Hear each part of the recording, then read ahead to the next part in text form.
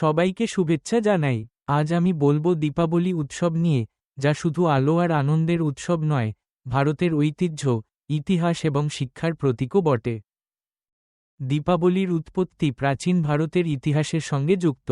রামায়ণ অনুযায়ী, এই দিনেই ভগবান রাম 14 বছর বনবাস শেষে অযোধ্যায় ফিরে আসেন।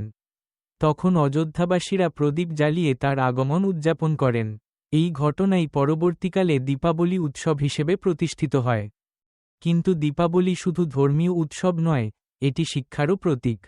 অন্ধকার মানে অজ্ঞতা, আর আলো মানে জ্ঞান। তাই দীপাবলি আমাদের শেখায়, অন্ধকার থেকে আলোয় যাও, অজ্ঞান থেকে জ্ঞানে ওঠো। ভারতের শিক্ষা ইতিহাসেও এই উৎসবের গভীর তাৎপর্য আছে। প্রাচীন গুরুকুলে এই সময়ে নতুন শিক্ষাবর্ষ শুরু হতো। শিক্ষক ও ছাত্র একসাথে প্রদীপ জ্বালিয়ে জ্ঞানের আরাধনা করতেন। আজও দীপাবলি আমাদের স্মরণ করিয়ে দেয় যে সত্যিকারের আলো আসে জ্ঞানের মাধ্যমে, হৃদয়ের উদারতার মাধ্যমে। ধন্যবাদ সবাইকে, শুভ দীপাবলি। দ্যুতি।